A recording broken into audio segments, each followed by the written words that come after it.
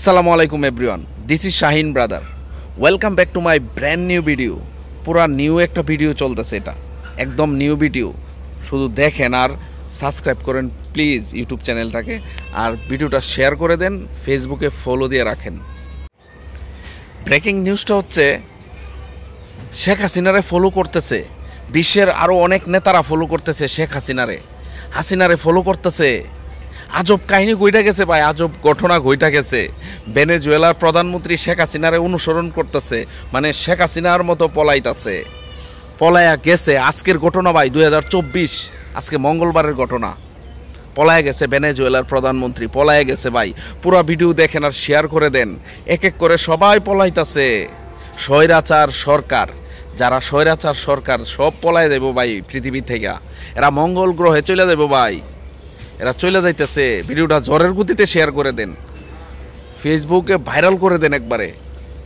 এই যে আমি আপনাদেরকে দেখাইতেছি, দেখেন দেখেন দেখেন। দেশ ছেড়ে পালানোর হিড়িক পড়েছে বাংলাদেশের প্রধান। শুরু হয়ে গেছে। তাই তো শেখ হাসিনার পর এবার আরেকটি দেশের নেতা দেশ ছেড়ে পালিয়েছে। সব পালাইছে। ভেনেজুয়েলার বিরোধী দলীয় নেতা এদমুন্ডো গন্ডালেস, গন্ডারের বাচ্চা প্রেসিডেন্ট নির্বাচিত স্বৈরাচার দাবি করলে কি আর সাধারণ জনতা মেনে নেবে? মোটেও না। তার কৃতকর্ম তাকে দেশ ছেড়ে পালাতে বাধ্য করেছে। অনেকদিন ধরে আন্দোলন চলতেছিল। শেখ হাসিনার মতোই এক বিশাল আলোড়ন সৃষ্টি করেছে আন্তর্জাতিক অঙ্গনে।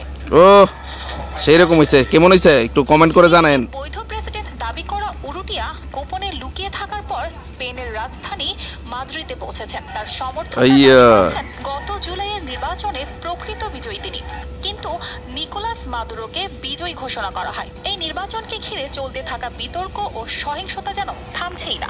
স্পেনে পৌঁছে উরুটিয়া বলেন, ভেনেজুয়েলার জন্য স্বাধীনতা পুনরুদ্ধারের লড়াই তারা চালিয়ে যাবে এবং তার এই সিদ্ধান্তকে সমর্থন জানিয়েছে আন্তর্জাতিক সম্প্রদায়।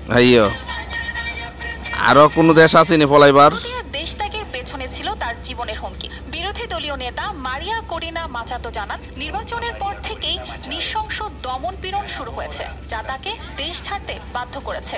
মাচাতো নিজেও শেষ মুহূর্তে নির্বাচনে অংশগ্রহণ থেকে বিরত থাকার জন্য বাধ্য হয়েছিলেন এবং তার স্থলাভিষিক্ত হন উরুটিয়া। ভেনেজুয়েলার সরকারি সিএনই নির্বাচনী কর্তৃপক্ষ মাদুরোকে বিজয়ী ঘোষণা করে। শেখ হাসিনা তো যাওয়ার সময় ভিডিও হয়েছিল, আগে গিয়ে বসে রইছে। আন্তর্জাতিক সম্প্রদায় বলছে ফলায় আগে বসে রইছে। সুষ্ঠু হয়নি। উরুটিয়া তার বিরুদ্ধে থাকা 3টি সমন উপেক্ষা করে দেশ ছাড়েন, যা বিরোধীদের মতে একটি। আচ্ছা, এই যে ভেনেজুয়েলার প্রধানমন্ত্রী পলায় গেছে আজকে, এটাকে আপনি কি হিসাবে নেবেন? স্বৈরাচার বেশি দিন টিকতে পারে না, স্বৈরাচার পলায় যাইতে হয়। এটা কিন্তু আমার কথা না, এটা জনগণের কথা। জনগণ সেই অভ্যুত্থান করে দেখাইছে আর কি। তো স্বৈরাচার ছিল বাংলাদেশে, কিন্তু একজন